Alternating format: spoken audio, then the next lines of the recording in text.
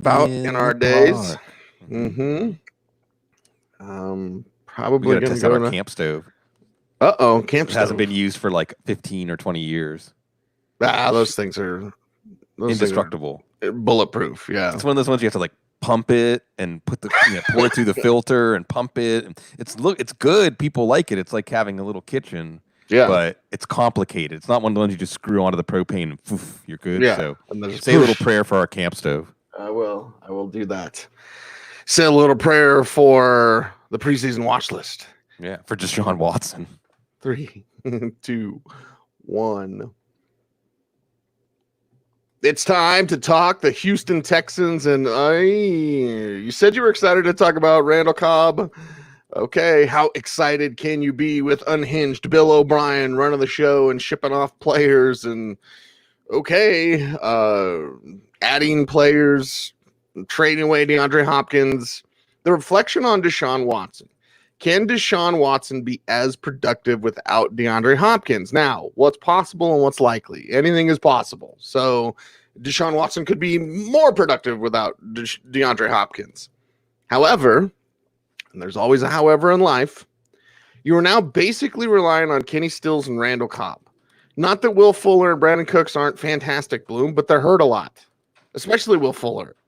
So to me, taking away that sort of superstar talent, while it might spread the ball around, all these sorts of things, like, yeah, you're still putting your stock in guys that are hurt. So I do not expect Deshaun Watson to have the similar numbers. How close would they be? Do you even agree with that notion? Well, I agree that this is going to be tough to discern. Okay. The story, the overarching story, again, NFL reality show, big ratings for this one. Bill O'Brien, who is going to take a knee. So, he is a player's coach on that level, but you saw DeAndre Hopkins kind of funning on him. DeAndre Hopkins knew how to get his way out of Houston, and he did it. Ask for a raise. He knew he wasn't going to get it. He knew he was going to get traded. It wasn't even that big of a secret, Cease. Talk to Lance Dearline and people around the Houston Texans. Last summer, they knew this was possible, even though we were shocked. But everything in the Texans story revolves around the DeAndre Hopkins trade. And then how does that affect Deshaun Watson? Now, last year, Deshaun Watson, even though his year number were good, was up and down. And Watson, from a fantasy standpoint, fits into a tier of quarterbacks that's very difficult to sort out. It includes Dak Prescott, Kyler Murray, and Russell Wilson. And we can tell a story that any of those three are on their way up, right? Murray got Hopkins. Dak Prescott got CeeDee Lamb. Russell Wilson might get to pass more this year. He's probably going to sign like Josh Gordon or Antonio Brown. They signed Greg Olsen. Deshaun Watson lost DeAndre Hopkins, maybe the most reliable receiver this side of Michael Thomas. And how does that change the offense? You also have the addition of David Johnson. That's another whole story that we'll get to. But who does Watson throw to on third down? Watson has a penchant for holding the ball too long. Watson has a penchant for that never say die attitude. And DeAndre Hopkins could bail him out. So, the analysis on Hopkins, I'm skipping ahead to the Arizona episode, is his targets can't stay nearly as high, right? But that shows you how much Watson relied on Hopkins.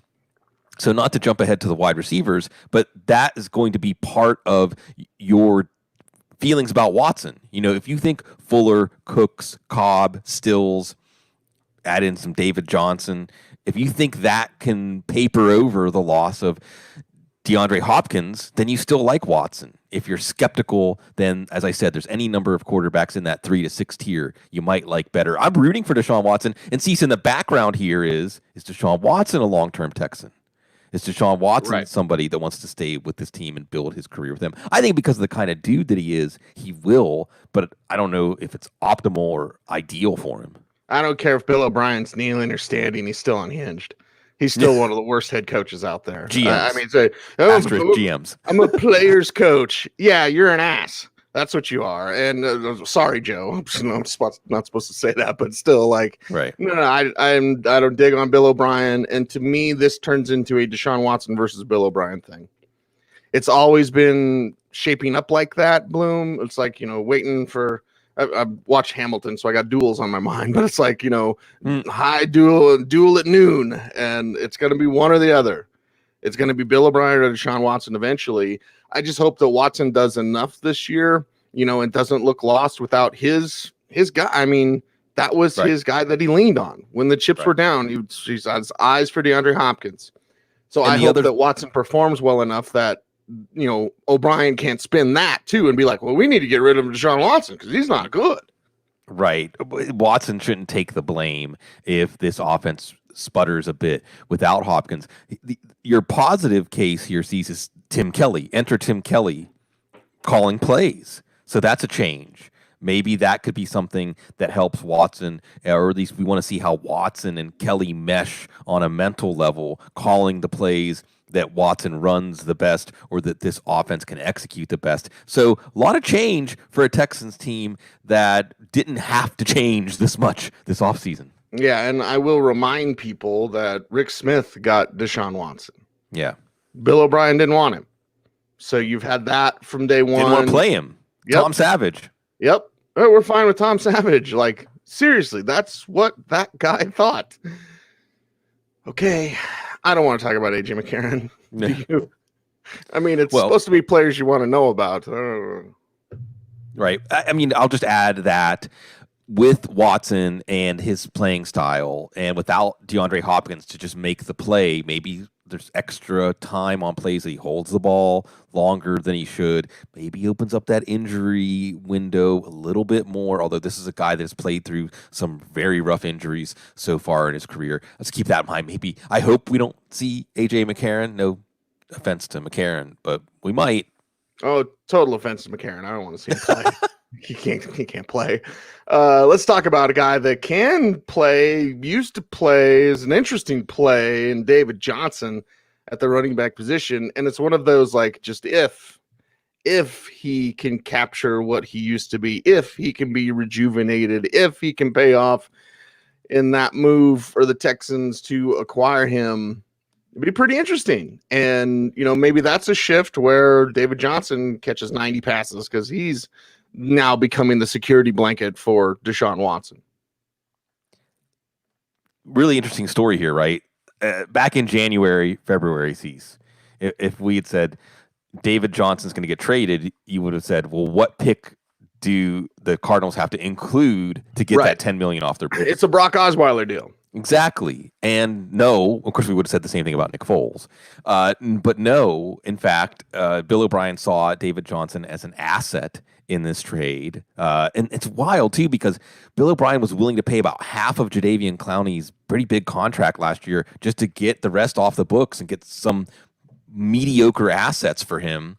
And they pay the whole contract of David Johnson this year. David Johnson, as a receiver, looked great last year. As a runner, not so much. Of course, the Cardinals weren't really making a lot of holes for him.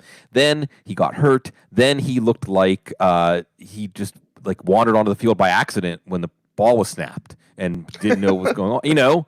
I mean, that's disturbing to see. It reminds me of where Randy Moss played the year before he ended up with the Patriots and redefined what that offense could do. So if he is used more as a receiver, as he should be, which hasn't exactly been Deshaun Watson's forte, throwing to running backs, if he gets all the carries that Carlos Hyde got last year, this is still going to be a pretty good offense just because of Deshaun Watson, then David Johnson's going to outperform his ADP at 4th round or so. But it also is possible that the cliff comes up fast on these running backs. And we watched David Johnson the first few weeks of the year and we say, ooh, yeah, he's the guy we saw at the tail end of his stint last year, not the guy we saw at the beginning. So it's kind of a leap of faith. Texans taking a leap of faith here. But if you do think David Johnson is going to crash and burn, maybe this is it, Cease. Maybe this is how Duke Johnson finally shows how good he is. Well, and another thing, not to rag on Bill O'Brien this whole show, but I'm going to rag on I'm going to do two things when we talk about Houston, right? I'm going to talk about how great Lance Zierlein is because he's truly such a dear friend. I mean, shirt off your back type of guy, right? Lance Zierlein's best of the best. Or I'm going to rant about Bill O'Brien. So I'm sorry. This is what you get when I oversleep on Saturday and have to talk about Bill O'Brien. So Starbucks save us all. Okay. This is how you can tell, man. Duke Johnson should have a larger role. He'll never have it, Bloom.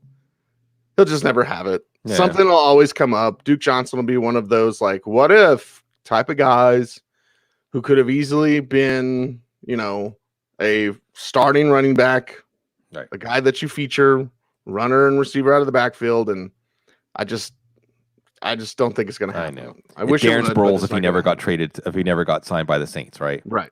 Like basically. But I still will take Duke Johnson in best ball leagues. He will have some best ball peaks.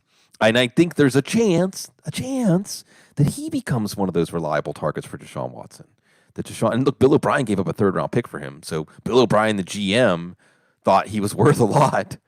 Bill O'Brien, the head coach, is keeping him in a limited role. But if you think David Johnson's going to crash and burn, then Duke Johnson's there.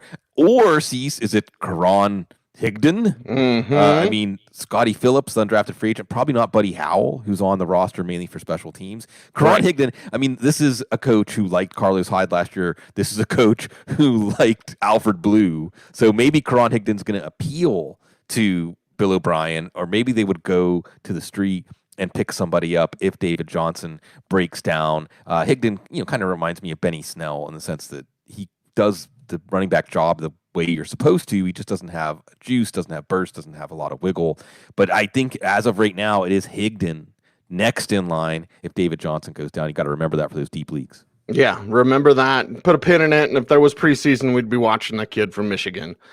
Okay, wide receiver time. It's time to get there. Yeah. Brandon Cooks been traded. Brandon Cooks will be traded this, in January as well. So it just seems to be what happens. Like, here comes Happy New Year, and Brandon Cooks has a new zip code. So that's just the way it goes. Will Fuller, our man Wes, that's your dude right there, Wes. Mm-hmm. In the chat room, he says Fuller's going to eat in all 6 games he plays. So yeah, that's true. But there is Randall Cobb. Of course, all due respect to Kenny Stills. Kenny Stills is one of those guys that pays off and people don't even give him respect. And they don't remember, they don't think about him. It's like Kenny Stills just puts in the work and pays off for you. So we have a cluster of wide receivers at the top. We got to talk about all of them at once before we get to the reserves. Yeah, we talk about them all at once, Cease, because Deshaun Watson can elevate the value of his teammates. So when you can have a chance to get his number 1 receiver in the 7th or 8th round, or have a chance to get one of his top 2 or 3 receivers at basically the last round of your draft, Randall Cobb has been left for dead, you should be paying attention. Step through them this way. Will Fuller. I did this with Matt Waldman on Thursday night. True or false, Will Fuller has had more than 700 yards in a year in his career. True. False. He's never gone over 700 yards in a season. Oh. Now, that doesn't mean that he's not a great player, because as Wes said, when he's on the field, he eats.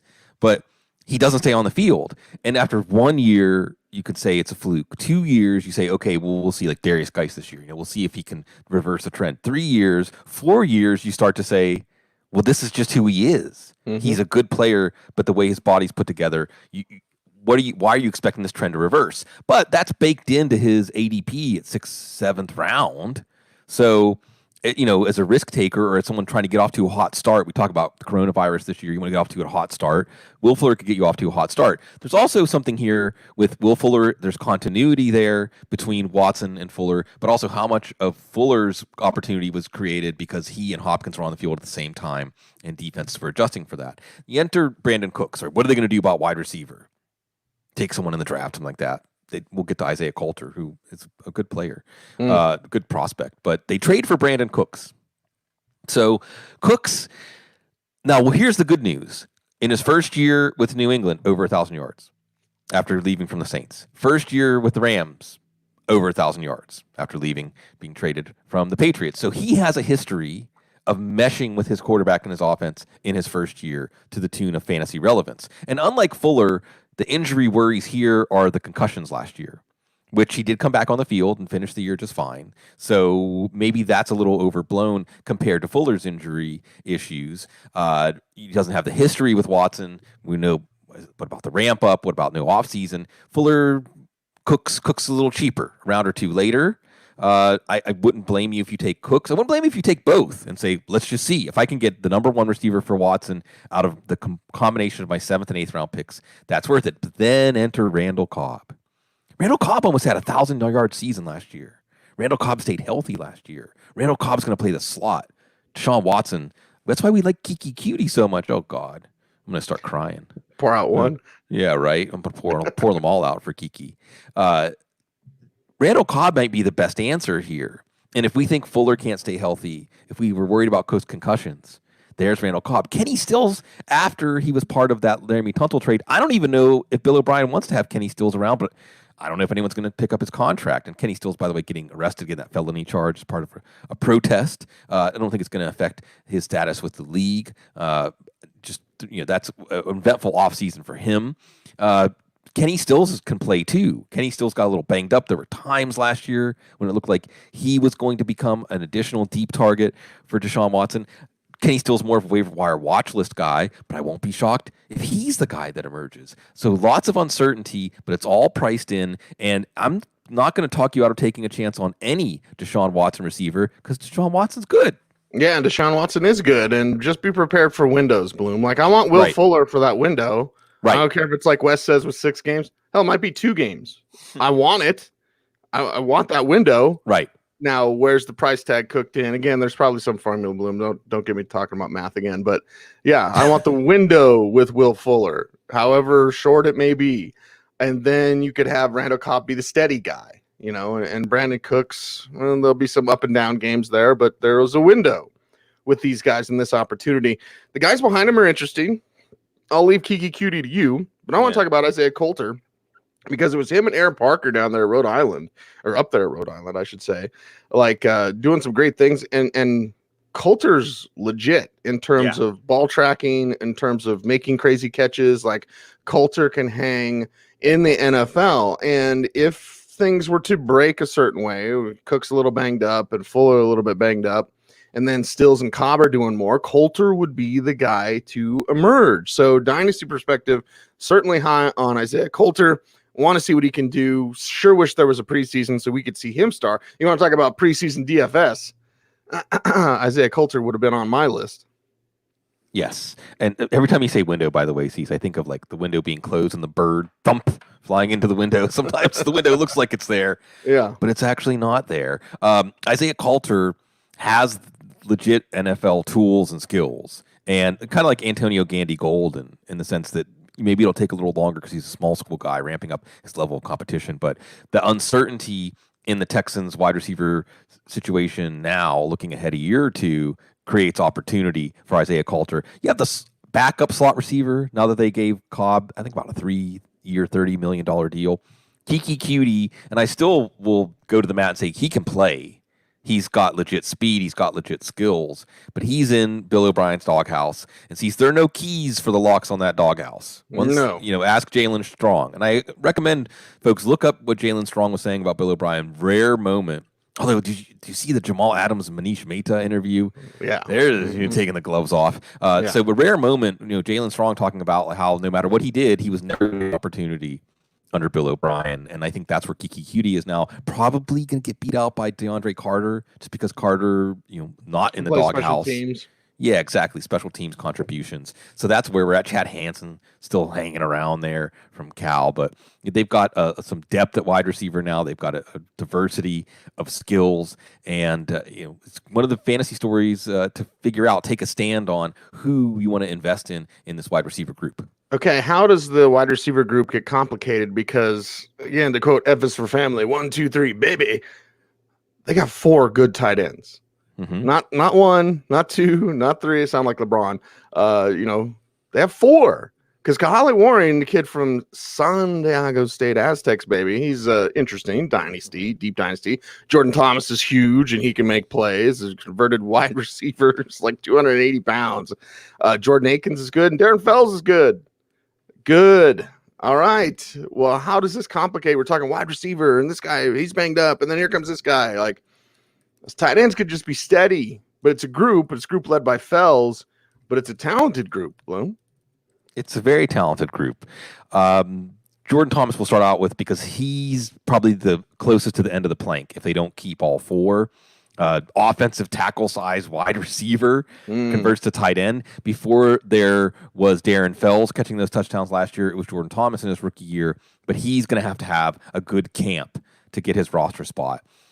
Next, in terms of potential contributions this year, would be Kahale Warring, a water polo guy. We talk about other sports that players play. I don't think we've ever talked about water polo. I'm not, hey, treading that water. I mean, that's some endurance, so that's good. Go ahead. Right. Well, here's the only reason I've talked about water polo is our good friend Lunchbox, Josh Liskowitz from Pro Football Focus, played water polo at Michigan. So that's only time. Well, there's one of those old Miller Lite commercials. Remember when John Madden would like bust through the wall like the Kool-Aid Man, right? Yeah. Mm-hmm. I think there was one that was it Art Donovan. I can't remember when they were talking about water polo, and he said, "Hope those horses don't drown." Anyway. The Miller Lite commercials, I always looked forward to those back in the day. Anyway, Collie Waring, maybe not this year, but maybe a year or two from now, is leading these tight ends. Then there's Jordan Akins. Jordan Akins has that vertical speed for a tight end. He's a seam ripper. He can make some plays. He had a really good play on a extended busted play with Watson last year. I don't know if you're going to see a breakout here because they bring back Darren Fells. Darren Fells, the basketball playing tight end, the late career breakout, not truly a breakout, but for fantasy, at least in a deep best ball tight end premium like an FFPC league, he still might score 5, 6, 7, 8 touchdowns. Once that chemistry is there in the red zone, that's not going to go away. And they could have looked at Thomas and Akins and Waring and said, okay, we've got our young tight ends. We're going to let them battle it out for playing time and let competition bring the best to the top. And they said, nah, let's bring back Fells. We know what he can do. He can block. He can catch touchdowns. He can fit into this offense. And with that uncertainty at wide receiver, Fells can provide certainty in the red zone. Certainty around the Houston Texans. This whole AFC South is very interesting.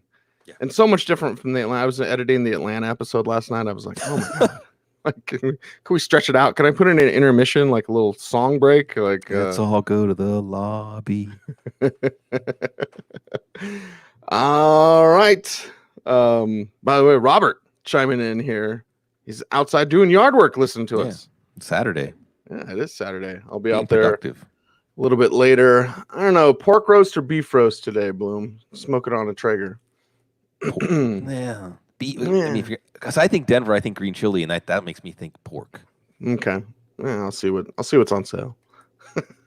All right, that's a wrap for Houston. There's lots of pork with Houston. I don't know what that means. But anyway, we'll wrap things up. And of course, in the AFC South, how's Phillip Rivers do with his new team? Is he throwing a bunch of picks or is he throwing a bunch of TDs? That mystery unraveled next. Wrap that pork in some bacon.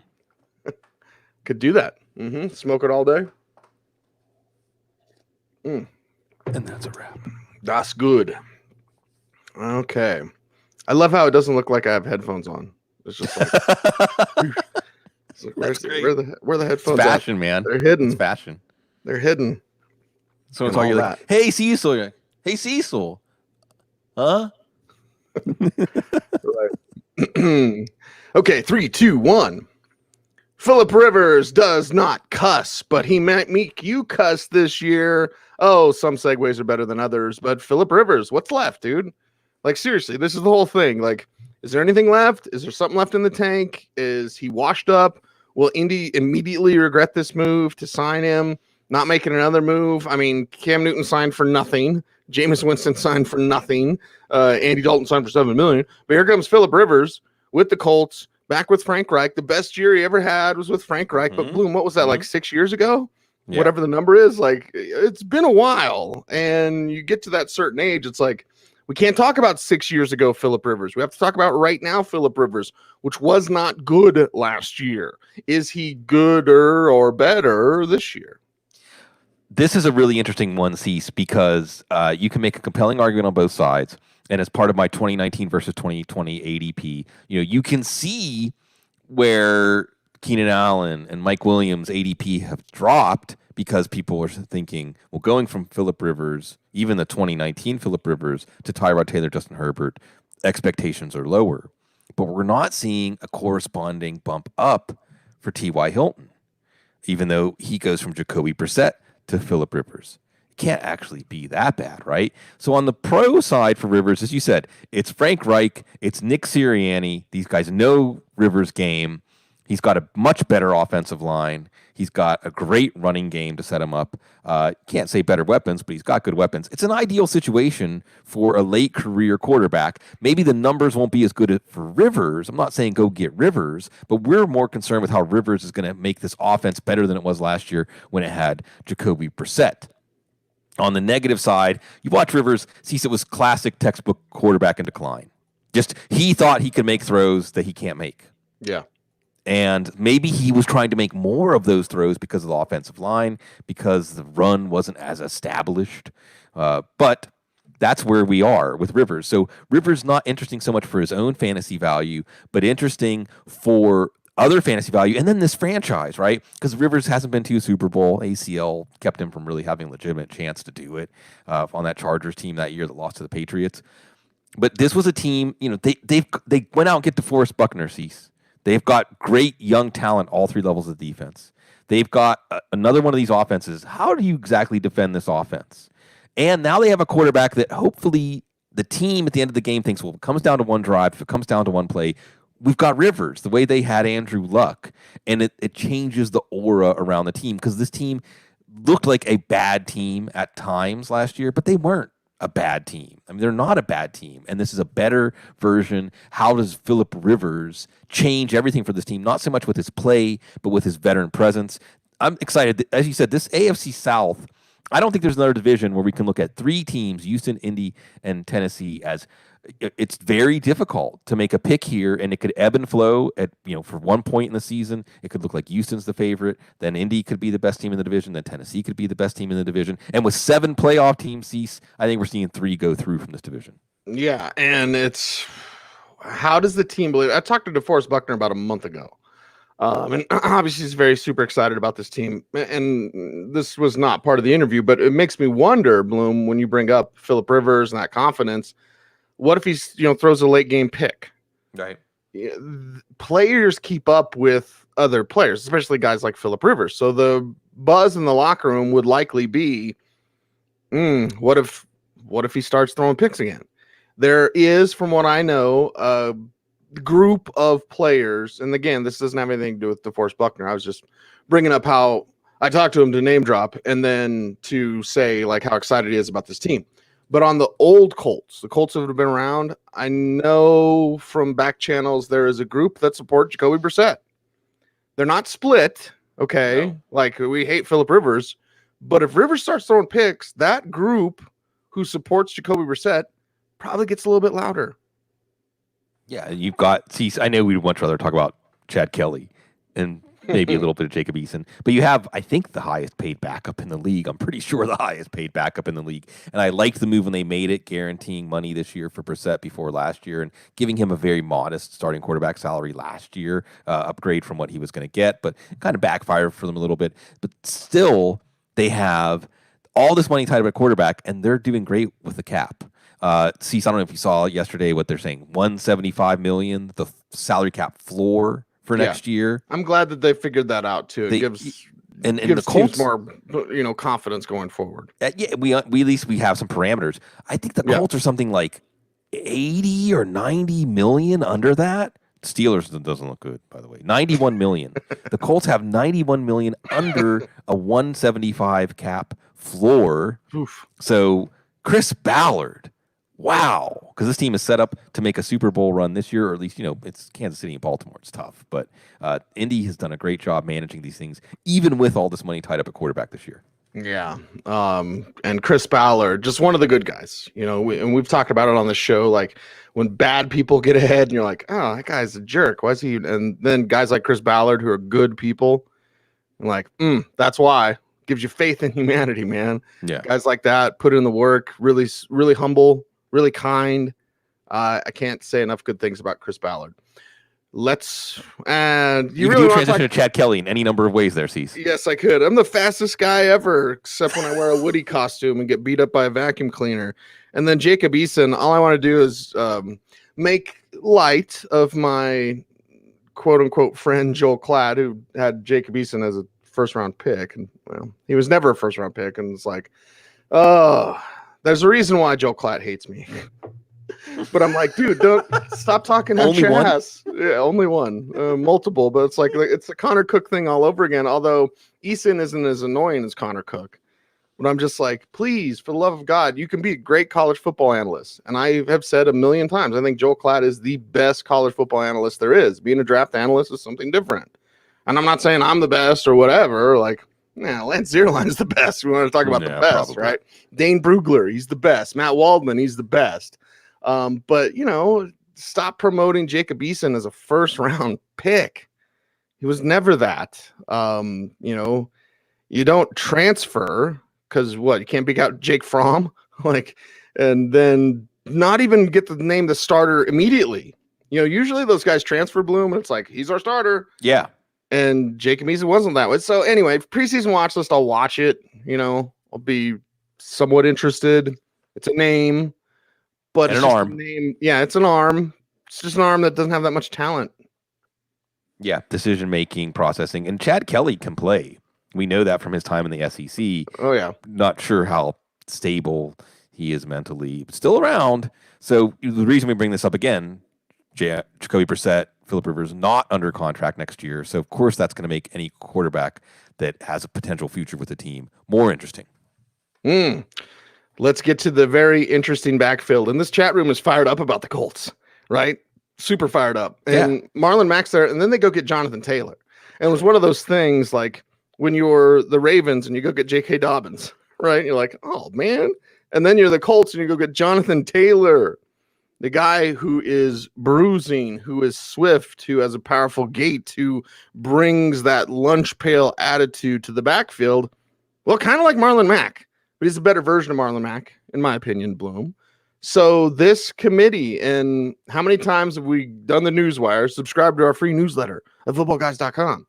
But how many times have you and I commented on news stories that are like, Nyheim Hines are going to give him the mom or and blah, blah, blah, and like, okay, and we know how Phillip Rivers worked with Austin Eckler. Okay, Nyheim Hines, he's definitely going to catch the ball.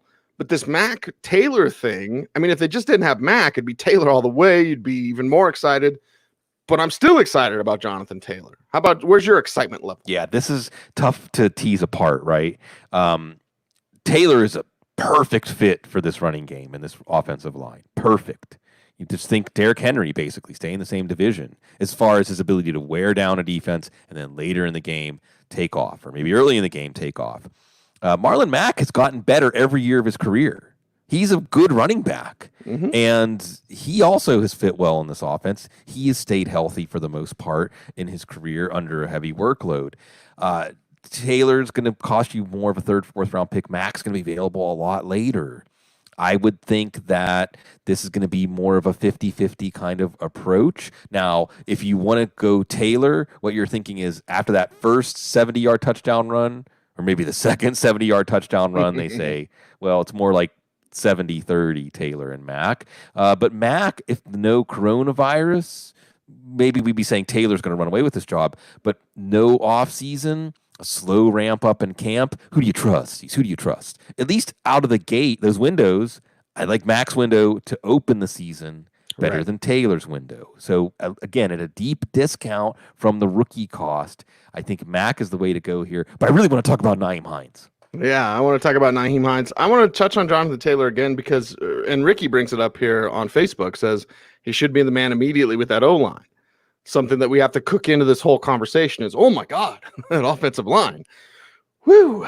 All right. And with JT, how much does Hines cut in? Because Jonathan Taylor could be a 3-down back, but Jonathan Taylor also, Bloom, think of it in a way like Clinton Portis. Clinton Portis is a rookie, didn't get going until like week 5. And then was a 1,500-yard back. Now, I'm not going to say 15 for Jonathan Taylor, but if you said 1,000 and he didn't get the starting job until like week 5, week 6, yeah, I could see that. Again, Derrick Henry. I could see Jonathan Taylor, and we've seen it before. Kevin Jones springs to mind. Gary Harris was the first one to do it, I believe, Bloom. So we go back into the cobwebs of my mind. That was 1,000 yards in 8 games. 1,000 yards in 8 games. Jonathan Taylor sounds like somebody who could do that. Yeah, because again, the ability to break those long runs. 3-down back, we'll see, adequate pass catching skills, Pass blocking, not so good. Like Matt Waldman points out, if he just had the same mentality about a blitzer as he does about someone trying to tackle him, then he'd be fine as a pass blocker, but still a work in progress. But it should be a backfield. Cease, they've said, the team has said, Nyheim Hines should be excited to be playing with Phillip Rivers. Do you agree? Yes, yeah, because that's his security blanket dump off. Texas routes, I mean, one kind of trend, the NFL, Bloom, it's all so trendy, right? And Texas routes are becoming like the sexy thing. Like everyone will just run Texas routes. So you're going to have that running back out and then cut in to the middle of the field, easy throw, and can alleviate middle pressure because of that Texas route, and you just go where the defense was coming from. So, yeah, Hines could do that, but what's that mean from a fantasy lens? Is that flex worthy every week? Is it what the heck flex? Is it RB2 levels? Well, it's worth investing in when it costs you a 13th, 14th, 15th, 16th round pick. And sometimes this fantasy analysis doesn't need to be difficulties. Austin Eckler. Look at what Phillip Rivers did with Austin Eckler.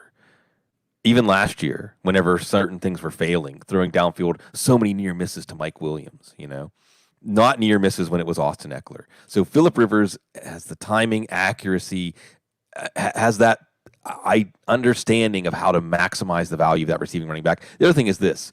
Nyheim Hines looked like the most explosive player on the field for the Colts last year. They just barely gave him the ball.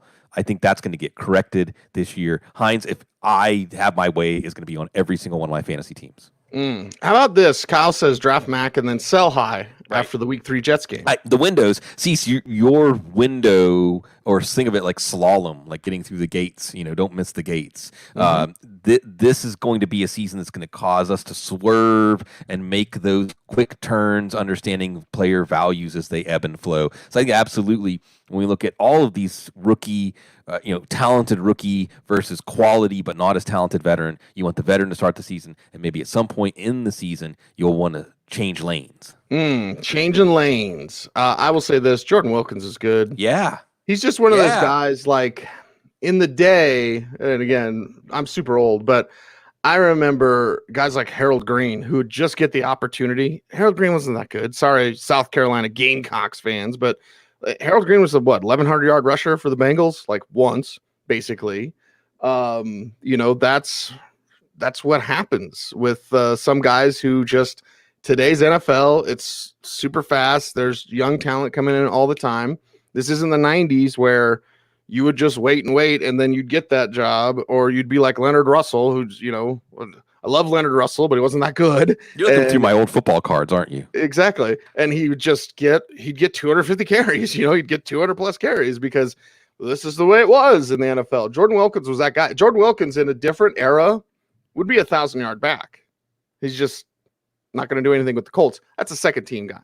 Yeah, he's got the goods. He may not make the team. He's got to stay healthy in camp. He wasn't healthy going into the season, but we know he can play. There's just certain guys that even if opportunity's not there, and this underscores sees how there's more running backs who can play than spots in the NFL. This year, some of those guys might get a chance more than usual to show what they can do. So if Wilkins makes the team, good on him, but tough to get opportunity. If he doesn't make the team, I will applaud the team that picks him up. Let's applaud T.Y. Hilton. How about that? Also, a lot of love. The chat room blew up just talking about Paris Campbell. So we've got a lot to get to here.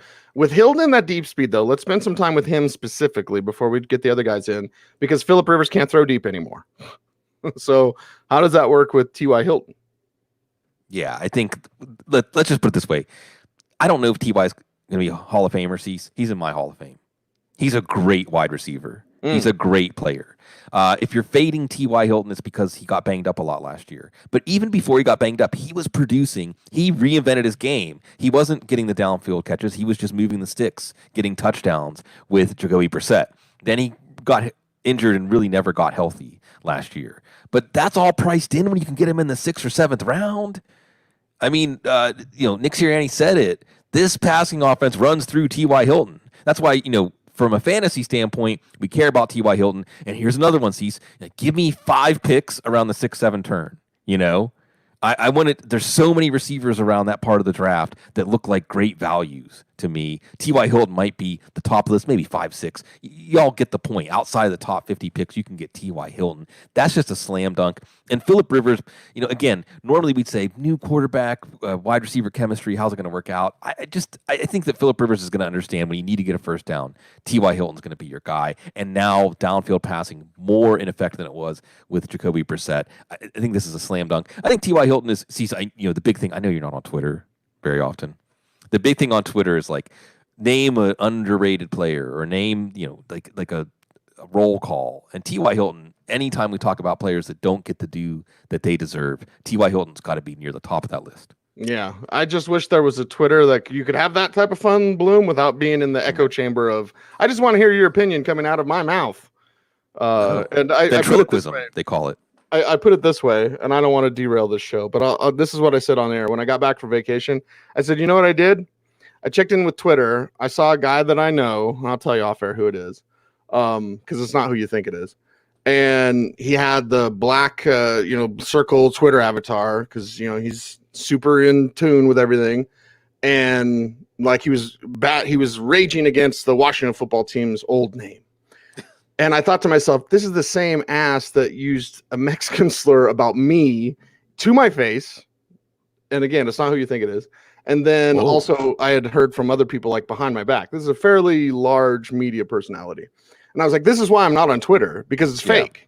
Because this guy in real life's a jerk and racist. And then on Twitter, he's like, see guys, I'm totally woke.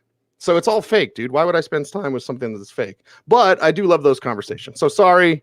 Don't mean to derail the conversation, but there's a reason why I don't spend a lot of time on social networking, because it's mostly fake. What's mostly real, Bloom? Yeah. Very well done. Stuck the landing. Paris Campbell. Yeah. That's real. I'm just kind of slow playing it because I want to talk about Michael Pittman Jr. as well. Sure. So let's talk Zach Pascal. Let's talk Paris Campbell. Let's wait on Michael Pittman just a second. Okay. But Paris Campbell, just stay healthy, make those big plays. We all know he can make. Zach Pascal, we always love the small school guys. I think that's something on this show for 15 years, whatever. When you're an Old Dominion player, we're going to root for you to do things, right? We're going to root for you to do more. And Zach Pascal coming through with that size-speed combination, fantastic last year. A lot of people excited about Paris Campbell in the chat room. So let's go. Yeah, we look at this team, and look, let it be said that Phillip Rivers' main job is going to be to take care of the ball. You brought up earlier in the show, what if Phillip Rivers starts throwing those unforced air interceptions? Take care of the ball. So this is going to be a balanced team. And I think they want to be a running team. If the game strips go well, if the defense lives up to the hype, then this is going to be a lower volume passing team. I think it will support T.Y. Hilton's value. I'm excited about Nyheim Hines. I wonder if it's going to support consistent value elsewhere in the receivers, because you got Paris Campbell. Now, Paris Campbell can be a big play downfield receiver out of the slot for this team. A lot of hype during camp about him last year. Didn't stay healthy. Huge discount in Dynasty Leagues, by the way. If you wanted Paris Campbell, but someone got him right in front of you in your Dynasty League, go make a trade offer right now. Then you have Zach Pascal, made his way on special teams, and then when injuries and whatnot struck and forced him onto the field, showed he can play. So he's clearly one of the top 4 receivers on this team, a lock to make the team, write his name in the pen, and he'll play some sort of role in this offense. But I like that you're saving Pittman for last, because as much as we gush about Jonathan Taylor, this team traded the number 13 pick for DeForest Buckner, and they had their second-round pick. They also had this second-round pick they got from the Jets, from Washington football team, whenever they traded up for Montez Sweat last year. So that's part of the reason they could trade that first-round pick for DeForest Buckner. So, they had their eyes on Taylor. They had their eyes on Pittman. Which one did they take first? Which one did they make sure they didn't miss on? That is Michael Pittman Jr., and I was super excited to see him at the Senior Bowl. Like I asked Waldman, driving there, and this Senior Bowl, Matt Waldman is a saint, by the way, because he took care of me. Like my foot was all jacked up, and I had food poisoning at Matt's house. I threw up in Matt's new house, man. I'm like, oh my God, what is wrong with this? Who invited this guy? Well, we had the damn cheese curds at that one place that it was. I think it was Culver's. Sorry, never make fun of potential sponsors. And I'm not making fun. It was a You damn missed our cheese Skyline curds. Chili talk on I Thursday night. know. That's a whole one. Come on, man. So Waldman is a saint because he took care of me. But on the way to Mobile, when I was all up in arms and drinking Gatorade and not eating anything, I was like, Michael Pittman. And then we got there, and Denzel Mims stole the show. He just stole the show. And Pittman kind of, I don't know, not necessarily starstruck. I mean, the kid played at USC, but there were times when he'd go up against smaller DBs, and the guys would just harass him. It's like, dude, you're Michael Pittman. Just sky him, elbow him, get him out of the way. Like, and he wasn't using his physicality. So if we talk about a ramp up in, Corona season and all that kind of stuff, like rookies take a little time, receivers take some time anyway. I'm still excited by that natural skill set. Even though I was disappointed in Michael Pittman at the Senior Bowl, still excited by what he did on film. Bloom, we've learned over the years, don't put all your stock on the Senior Bowl. Lorenzo Booker, but you're going to see some development from Michael Pittman Jr. Could be a very exciting prospect when he fully develops. Yeah, maybe not this year. A skilled big receiver, with speed who has route running. They may say Vincent Jackson because you're thinking back to Phillip Rivers and what he did with Vincent Jackson. It took Vincent Jackson a few years to really look like an NFL receiver. I don't think it's going to take Pittman that long, but you see they wanted that other outside receiver. Deion Kane didn't work out now with the Steelers, so they had their guy in their sights. They got him again, not so much for this year, but for the long term. And then for whoever the quarterback's going to be, that's another reason for Dynasty where you're saying, well, who's the quarterback? Same thing with Campbell. Who's the quarterback going to be a year from now? But certainly Pittman's going to be a day one starter. He's going to have his moments, certainly, but I'm not sure how many balls there will be to go around. And then again, it's preseason watch list, and we're turning this into a very long episode, probably to make up for the Jacksonville episode being so short coming up next. A lot of interesting names, though. If we were to talk about the most interesting wide receiver 5 battles in the league, Colts, very interesting. Why we started preseason watch list in a way so we could talk about guys like Darius Fountain and Ashton Doolin. Love it. Yeah, and Darius Fountain's got the juice, man. Not a combine invite, but I saw him at the Shrine game. It was called then. Northern Iowa kid. Works out at Landau Performance here in Denver. So, yeah, preseason watch list. I'm just hoping Darius can stay healthy finally and, make the team. Yeah, and show that he can do it not just in practice, carry it over. Also, there's Marcus Johnson, who this team's very familiar with, who's got speed. Maybe he should be the favorite to get the number 5 spot. Desmond Patman, another receiver with some size and some speed. They took in the 6th round this year. Artavis Scott, another Clemson receiver who can do some things like jet sweeps and kind of a running back mentality. So a lot of interesting names. And another one of these teams sees that whoever doesn't make the team, some teams that are poor at wide receiver, may be sniffing around when those final cuts come. Artavis came over from the Chargers. Chargers, yeah. Interesting. Well, we've got the chat room. They're ready for it, Bloom. Nope. Do you know what they're ready for? I got Brandon here. Go for it. It's almost Jack Doyle time. So here we go. Time to talk. I can't do that too much. Jack Doyle. It is time to talk about Jack Doyle and just all the impact that he can have from a fantasy perspective. We know tight end is sometimes desolate if you miss out on one of the top guys. Jack Doyle will be right up there in the hearts and minds of fantasy GMs everywhere.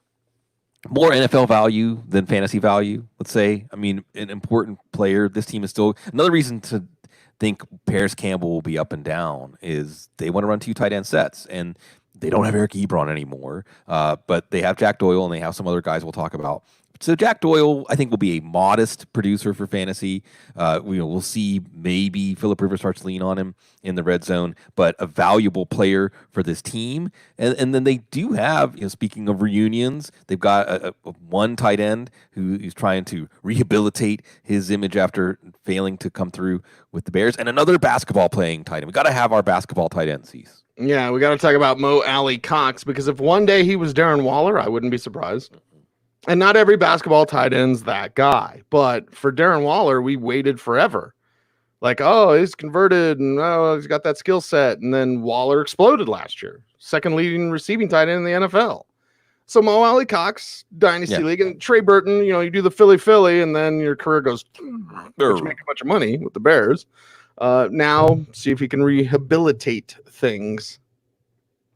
Another reunion with Frank Reich. Reunited, and it feels so good. That's the song, Peaches and Herb, for this team. Mo Alley Cox, and he's not a speedster like Darren Waller. Waller was in that Calvin Johnson, Demaryius Thomas kind of mold. But you have in Mo Alley Cox, big, massive, and tough to bring down. Good blocker, really come along as a blocker, which for basketball guys is the tougher part. Good hands, so potentially some latent impact there. Not so much for fantasy, but you can see talent everywhere, depth everywhere. No wonder people were so excited for us to talk about the Colts. No wonder this episode's like 30 minutes long. Yeah. Even if you take out my Joel Klatt and Twitter rant. So, oh well, I got you. Those are the ones you need to go ahead and like isolate and make them like just the 1 minute drop. Tune into the Colts episode so you can hear this. We'll start another channel like Mr. Joe Rogan, JRE clips. We'll start Audible clips. It'll just be me ranting about things. Watch Joe. Joe would send out Joe to get on base camp. He'd be like, "Well, buddy, how about you don't do that, buddy?" Right. What we need is the episode at the end of the preseason watch list cease. That's just all the tangents, just in one episode. Just compile them all into one episode. All of our tangents. I got a tangent in another episode. Oh, that'd be good. I got a tangent about Jacksonville, and sorry, Jags fans, you hate me anyway. That's coming up next.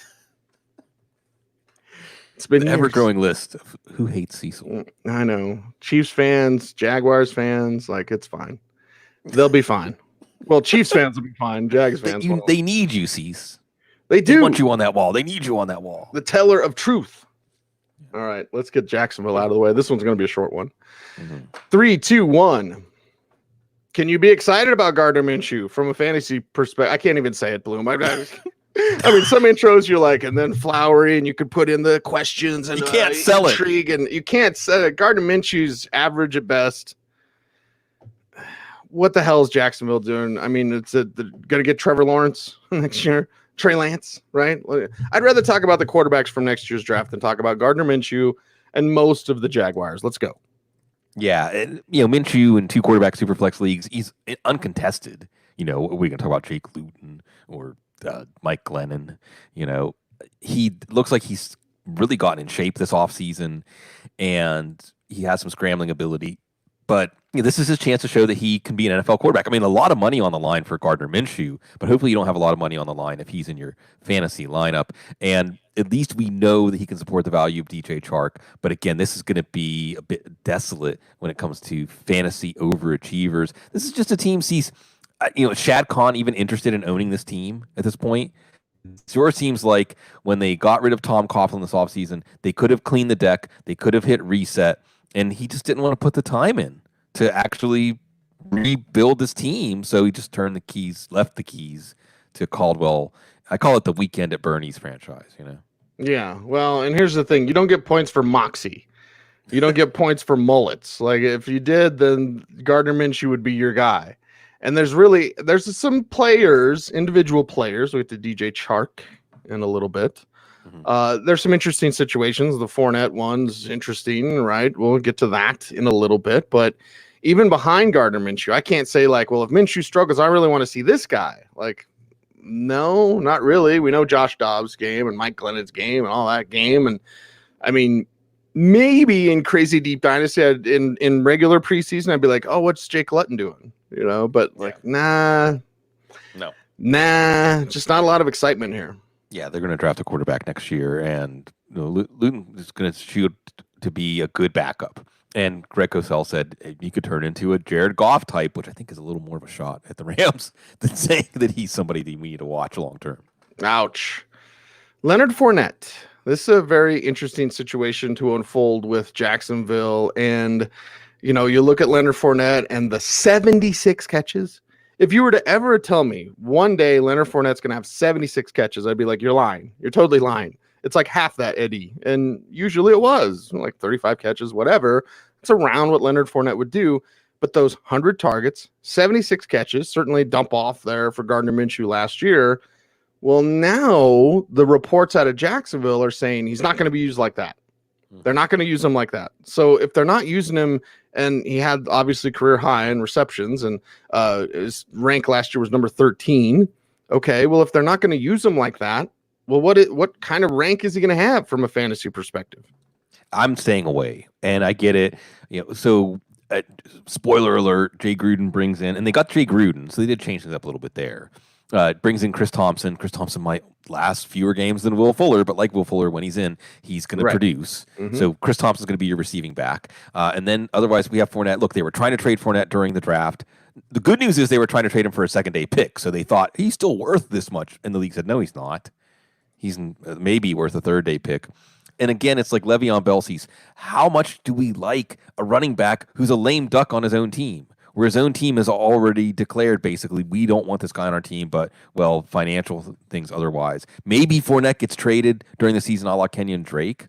I mean, that's probably your best bet for Fournette to really exceed ADP this year. I'm staying away from Fournette. And then, as the year goes on, doesn't it make sense if they're looking towards a Fournette-less future? Remember, Fournette, a Coughlin guy. That's another thing. That was a Coughlin pick. Okay?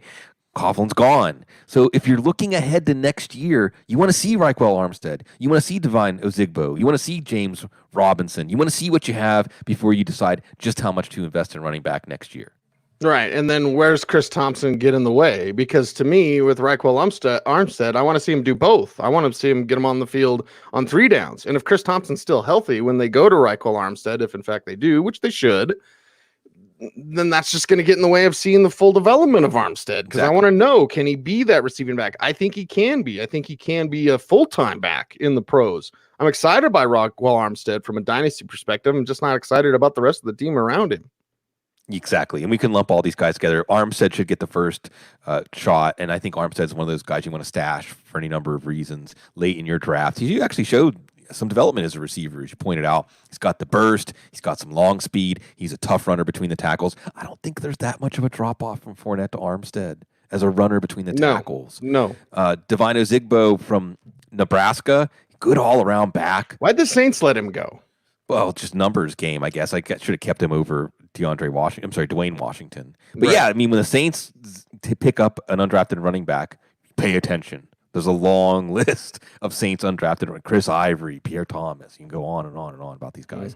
So Zigbo, if there was a preseason cease, my heart would thump, thump, thump whenever we would get to see Ozigbo get an opportunity. I think he may end up showing out as well or better than Armstead, and that doesn't mean I don't like Armstead. And James Robinson was a very productive undrafted back. So I think that the Jags go in saying, hey, any one of you three can show us that you can be part of our backfield next year, maybe a big part of our backfield next year, maybe a big part of our backfield by the end of the year. You know, it's bad when the chat room is turned on us. And amen saying, please talk about another team. Yeah, Matthew and I are just talking about, we're cough syrup connoisseurs. Oh, boy. Yeah, well, that's Jacksonville. We got to trudge through. But, hey, DJ Chark's up next, right? And DJ Chark and everything that he can do with that speed. And it was one of those things where you look at Chark and you go, okay, as a rookie, is this kid going to put it together? And then the second year, oh my God, he put it together in a big way, like immediately and quickly, and had those 117 targets. So if there is a case, and, you know, some debate in the chat room about Gardner Minshew's true fantasy value, because if the defense horrible and the offense has got to go through the air to play catch up, that means Minshew could be a garbage time quarterback, which does have value. So that makes a little more excited about Minshew. But if it is garbage time, Chark's going to be the guy to go to as much as possible. And he was doing it not during garbage time. I mean, Chark looked incredible. Chark looked like, at times, one of the best receivers of the league. What a year. He was catching the touchdown when Nick Foles got hurt in week 1 against the Chiefs. Just a striking transformation. Had the first year of a bust. Looked like a bust. And the light bulb went on. And all of a sudden, all of his physical gifts were married to incredible execution and skills at the catch point. So DJ Chark, another one of the receivers, even in a bad offense, even with a quarterback we're uncertain about, 5th, 6th round, it's all priced in because DJ Chark was playing like a number 1 receiver, a number 1 fantasy receiver, a top 10 player, and was producing at that level until the season went south for the Jags and they kind of phoned it in. So we got to watch for that because it's Chark. And then, you're not going to sell me on any of the other guys. Yeah, Chark and Dede, Chris Conley, Visca. Here's the thing. Like sometimes the draft happens and you're just like, oh, it's like Antonio Gibson, right? When we talked about Washington football team in the preseason watch list. And I was like, so excited about Antonio Gibson. And then he goes to Washington. Same way I feel about Visca. Like from a dynasty perspective, I'm still going to scoop up Visca. Visca to me is like There's a dash of Julio Jones to his game. There's honestly a dash of Chris McCaffrey to his game. Like Visca is very difficult to define. But he also has a playing style where he does not take any time off. Like he doesn't. There's no routes that he takes off. There's no times where he's running out of bounds to save his body. Like he puts his body on the line. That's why he's always hurt. So at CU, I mean, we're talking about, if we just talk physical talent, Bloom, this is the greatest wide receiver class ever. Yeah. I could easily make the argument that Visca was the best receiver in this class from a physical perspective. And then he goes to the Jaguars.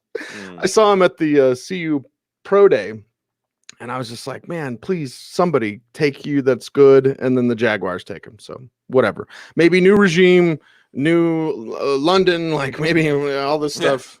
Like maybe Visca will stand out there. By the way, buddy of mine's son did a zombie movie in college at CU with Visca. Wow. Yeah. So I echo everything you say. From just strictly a physical standpoint, he's number one in this class. Unbelievable, especially if you go back to 2018. And at least the Jags are saying, we're going to move him around the formation. We're going to let him play some wildcat quarterback. Let him get the ball in Laviska Chenault's hands. There's some Cordell Patterson to his game, but I think that unlike Patterson, there's a lot of room for him to grow as a route runner and do things. And he could be one of those players, Cease, that once we see him with the ball in his hands a few times this year, we'll say, why did he fall to the mid-second of rookie drafts? Because he's just a beast, but can he stay healthy? Is it going to be like a Will Fuller situation where we see the glimpses, but it never lasts for a long time? So that's exciting. For this year, maybe there's some late round best ball appeal. But when you also have Chris Conley, when you also have D.D. Westbrook, you have players, Keelan Cole. Keelan Cole could still later on matter after having a great undrafted rookie year. These guys are going to split up what targets there are there, maybe inefficient targets, maybe Gardner Minshew gets better. So interesting names, interesting players to watch, but Chark is probably the only one I'm drafting. All right. Well, I guess we got to talk tight ends. I was going to wrap it up. Tyler Eifert's still alive. Hey, there you go. Talk about windows. I got one practice window for Tyler Eifert. But yeah. Touchdowns, maybe he's a red zone target. Josh Oliver, 3rd-round pick last year's receiving tight end. Keep in mind in your deep dynasty tight end premium leagues to see what he can do. James O'Shaughnessy is still there. And look, real quick, winding up the wide receivers, Colin Johnson is still a 5th-round pick out of Texas. A lot of people had him a lot higher than that. Wasn't really that great last year. He's got some size and some speed. Needs to integrate that game to really pop the way that some thought he would. Probably making the team as a 6th wide receiver after they invested a 5th-round pick in him. Oh, Jacksonville. At least you're not going to have the Republican National Convention. Wait, did I just say that? Oh, look at him. Look at Bloom. It's showing through, Bloom. Be careful. You can't hide it. You can't hide it. I can hide it. You can't hide it. Sometimes. All right. Let's wrap that thing up with a big red bow. I said red.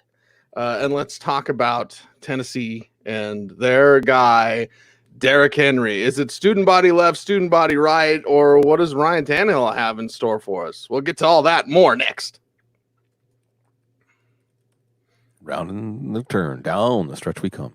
So I had an old man in the grocery store was like mean mugging me. Oh, no. And I was like, what? Because usually you get that uncomfortable, like people stare, like, I know who you are, or whatever. Mm-hmm. Look at me, big deal. And I was like, what's this old guy doing? I had a red Yankees hat on because, I'm a Fred Durst ripoff.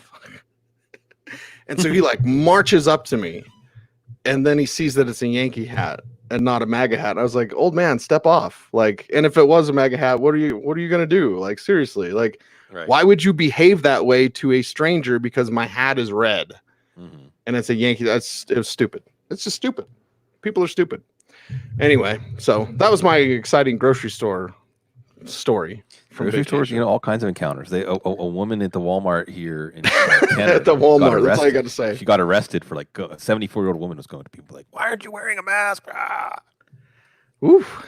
Okay, that's Walmart. That's all you got to say. It's a pressure cooker. It's a pressure cooker. America's a pressure cooker. We didn't get the relief valve. That's what Mr. Joe Rogan says. Every 4 years you get that relief valve, and if we don't get that, trouble. Tennessee. Let's talk about that in 3, 2, 1. I didn't think the Titans would be able to get it done. Like, oh, they're probably not going to get a long-term deal done with Derrick Henry. And they did. Okay. They're moving forward with Ryan Tannehill as their quarterback. And as the preseason watch list continues, 32 teams, 32 episodes, every skill position player that you want to know about.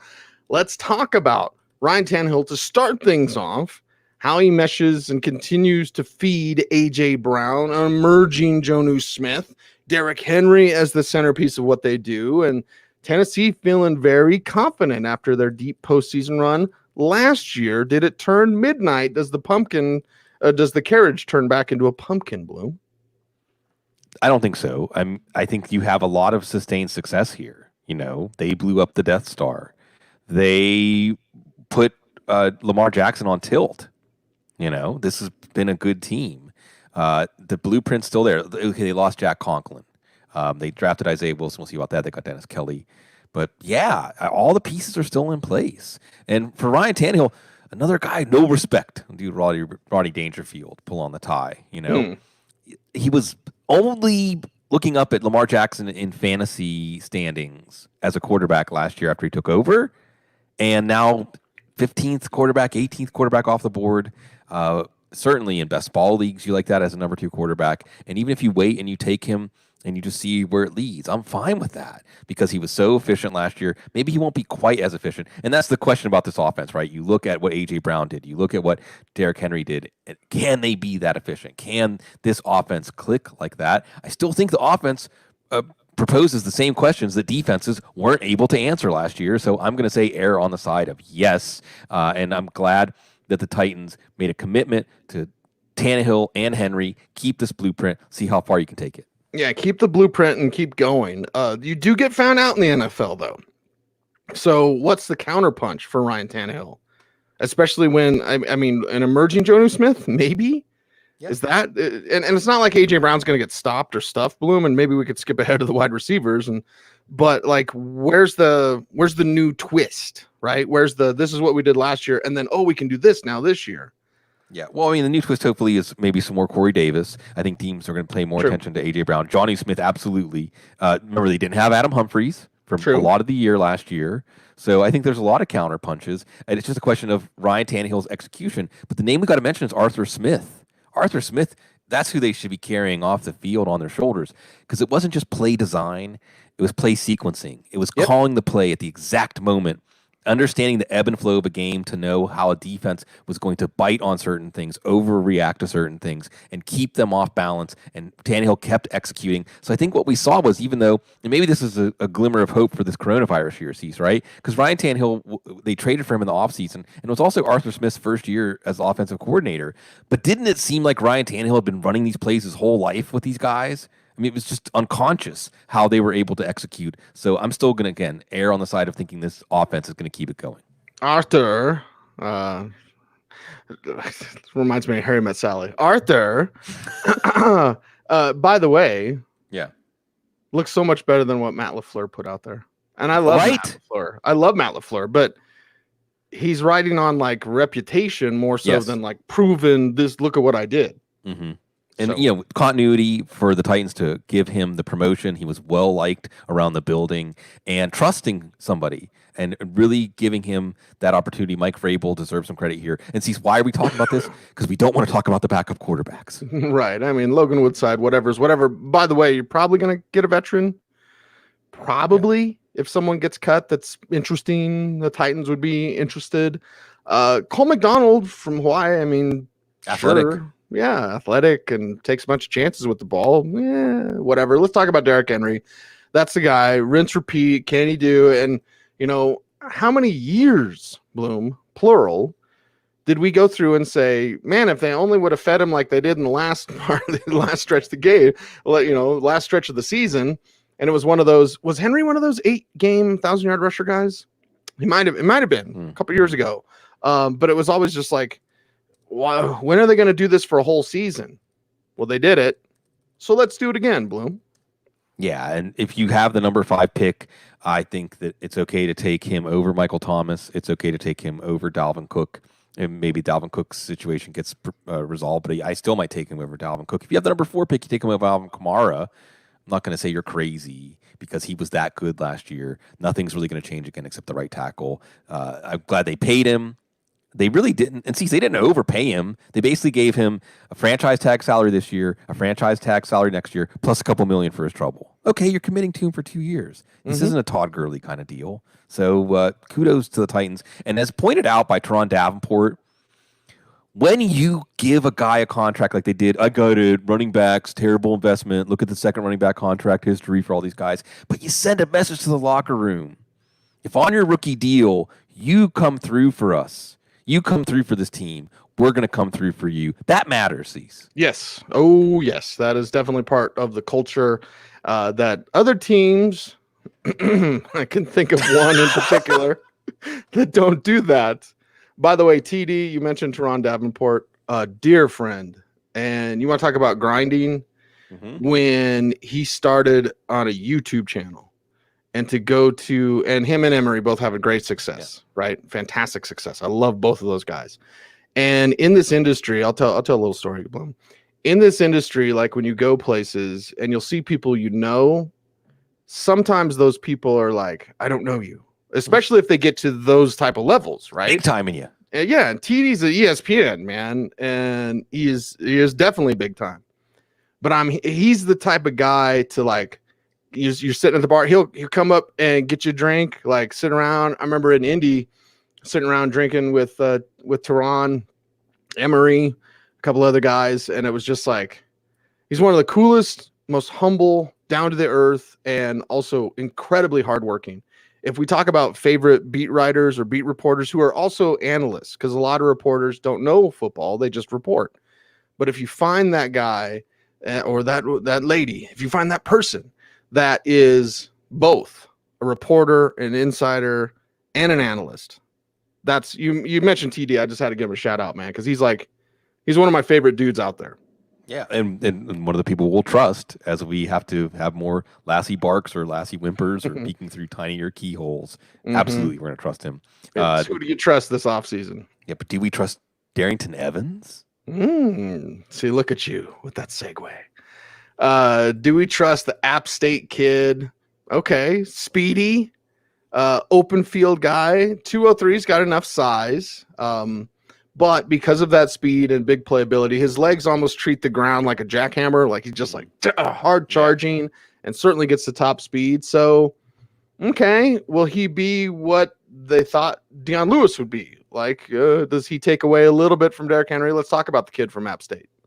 Yeah, I'm worried because if Derrick Henry were to go down, perish the thought, you don't just plug Evans into the Henry plays. You have to totally redo this offense. Just run more outside zone. I don't think Evans translate. I don't know if his speed is going to translate or come into play as often as it did at App State in the NFL. So, if Henry were to go down, I'd be saying Kari Blazingham, even though he's a fullback, maybe he's the guy. Or you see some street free agents.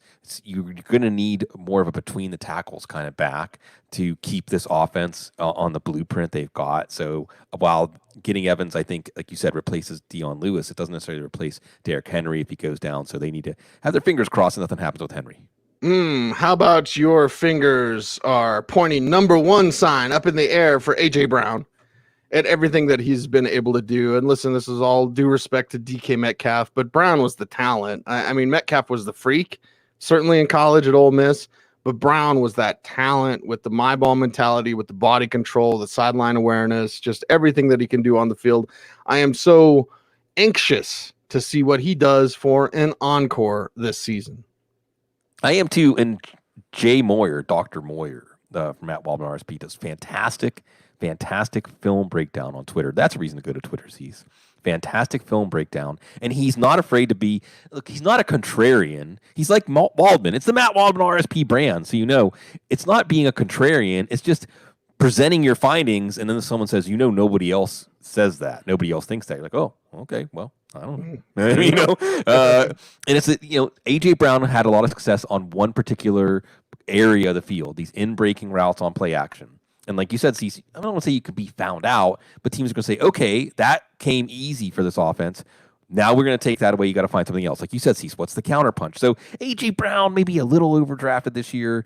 Corey Davis maybe will get less attention, have lesser matchups than he had last year. So maybe he pops a little bit. I'm not totally giving up on Corey Davis yet. Last round of my draft, I went him on my roster for the beginning of the year to see what happens, because I do think teams are going to try to take A.J. Brown away and have someone else beat them in the passing game.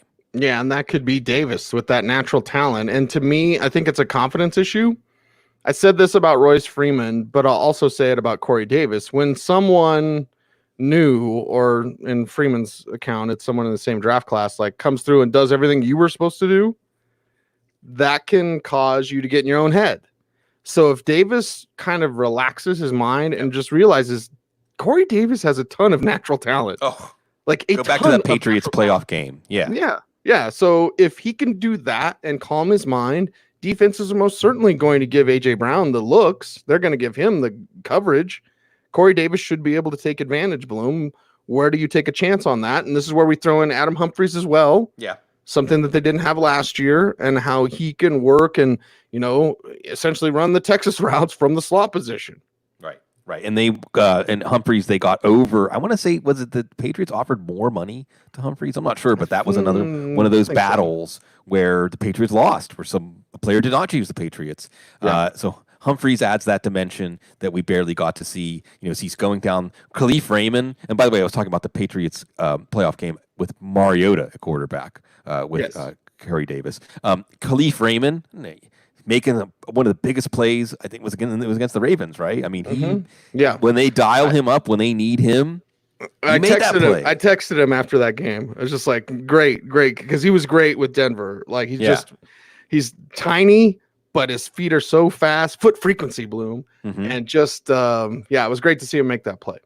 Yeah, so there's their number 4 receiver wide open for the number 5 receiver. I have no idea. Free for all there, but they've got 3 receivers that all have discrete strengths, can work different parts of the field. And again, that's going to give them the options. It's just going to come down to Ryan Tannehill seeing the field clearly, making the right decision. Arthur Smith is going to set him up for success. And then there is another guy, another big bully that this team is going to throw at defenses. That's Jonnu Smith. Yeah. I know what you're talking about. Yeah. And people say, well, now with Delaney Walker was already out of the way. Yeah. So what does he do to build on the numbers last year? 35, 439, and 3. Well, you'd immediately say, okay, more touchdowns. And if it goes from 35 catches to 55 catches, then there's an adjustment in yardage. And he goes from last year, the number 17 fantasy tight end, to number 12, number 10. Where's that number for Jonnu Smith? And lest we forget, Cease, he also made some hay as a runner last year, too. I love it. I love what this team can do with Derrick Henry and A.J. Brown and Jonnu Smith. Defenses are just going to get tired of seeing these guys coming at them. I don't want to have to tackle Brown and Smith and Henry every play. By the fourth quarter, and Jonnu Smith, after the catch, is one of the best tight ends in the league. So Jonnu Smith could be the breakout. This is a familiar refrain we're hitting, but there's 6 or 8 guys from tight end 10 on that you can make a credible case could be the breakout tight end of the year. It's absolutely Jonnu Smith should be on that list. And why you like Jonnu Smith is you're not so much looking at target share, because it is going to be a low volume pass offense, but what you're looking at is efficiency, ability to make big plays, and play design, play calling, play execution that's going to allow him to maximize the value of the targets he gets, of the touches that he gets. So this is why, it's a tough division to make a call, Cease, right? They've got Anthony Ferkser, another Ivy League guy who can contribute there at tight end. Michael Pruitt still trying to make an impact. But, to wrap up this division, Houston, it's how are you going to bet against Deshaun Watson? Indy, on paper, maybe has the best team. But why would you pick against the team that was the best team coming out of last year? I think the best team in this division coming into this year. Can't wait for these divisional games. I just wish Mike Vrabel was easier to talk to. Yeah. But from the Belichick line, he's never going to tell you much. No. He's never going to tell you much. So there we go. That's a wrap. Not everyone has a ton of personality, Blue. No. But that's not necessarily what wins football games. No, not at all. I think we'd be terrible head coaches. Oh, it's like why I'm a terrible commissioner. By the, you don't want me to be where the buck stops. No. Yeah. All right. That's a wrap. Saturday Audible. We'll have a Sunday Audible for you as well. Yeah. Hopefully I wake up on time. But yeah, so we'll go NFC West tomorrow, AFC West on Monday, wrap it up. And as always, go forth, be awesome, be incredible, be you, baby. He's Sigmund Bloom. I'm Cecil Lammey. We are the Audible. Everyone out there, do those YouTube things. Like, comment, share, subscribe, hit the notification bell so you never miss a vid. And I watch a lot of Casually Comics. So that's a wrap for the program. We'll see you guys tomorrow for the great Sigmund Bloom. I'm Cecil Lammey saying thanks for watching and listening. Stay tuned and stay frosty.